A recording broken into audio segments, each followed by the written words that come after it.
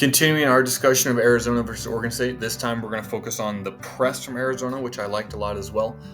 One important thing I want to mention before is I have a blog post about doubling the post and the pros of it right now. I'm going to release the cons later, but this is free. I'll try to remember to put it in the link of this description, but it's for sure under my channel page.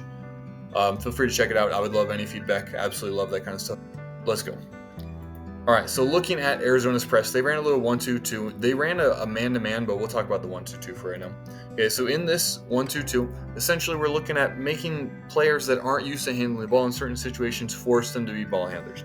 Okay, this is something I think is underutilized in college because simply a lot of teams aren't used to it, and so they get overwhelmed pretty easily. And so you could use it for a couple possessions here and now, especially if you don't need to spend that much time about it in practice if you already have a good team, or a good defensive team like Arizona, like Marquette, those kinds of teams for sure. Kansas maybe even.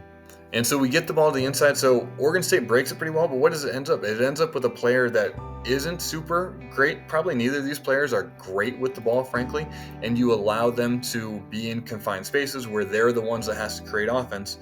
And so that's an opportunity for Arizona to create chaos, and Tommy Lloyd's teams thrive in chaos. One other thing that a lot of players don't, or a lot of people don't understand about presses, they lead to more live ball turnovers. Now, I love live ball turnovers because they're worth so much more than like a deflection that goes out of bounds. A live ball turnover leads to transition, okay? And Arizona may be one of the top 3 teams in transition, maybe even a top 1 team in transition, frankly. Okay, so you're forcing players that aren't used to it, again, to handle the ball. What happens right here? First off, so we can see Oregon State is drifting way down the court. They're, like, 4 is the only one that's even remotely making himself available. He's the only available pass. And so the coach is like, what the hell is going on? We got to get out of this. Some situation, this is back-to-back possessions now, and so they call a timeout. Now, if we watch Tommy Lloyd's reaction, he can say claps immediately. He recognizes this is a win. If you force them to burn a timeout on something that you've ran 3 times, that is a good sign for you and your defense. All right, in the last clip of looking at this 1-2-2 press, this is actually Oregon State doing it poorly and then doing it well, kind of in the same possession. Okay, so first off, we get some big no-nos here. Is where is he right now? Why on earth would he take a little jump to end up just one step beyond the half-court line?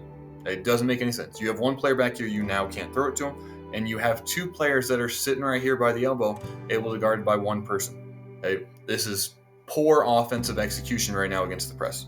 Okay, so this is an opportunity to create a turnover right here, and he's lucky that 0 comes across the half-court line here to kind of bail him out, okay, because this could have been a turnover pretty easily. Okay, so if 4 didn't have to worry about 0, he could have stayed home in the middle.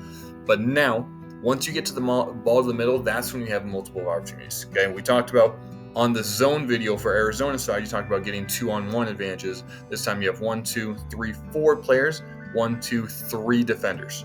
Okay, so that is an advantageous situation for Oregon State. They do a good job of spacing the ball out. Okay, so one swing and another good pass is this player goes to the corner. And so frankly, what Arizona probably has to do is 16 has to be ready to sprint out to the corner, and 0 or one of these 2 players has got to be ready to rotate down here, because good spacing teams will punish you like this, like they just will.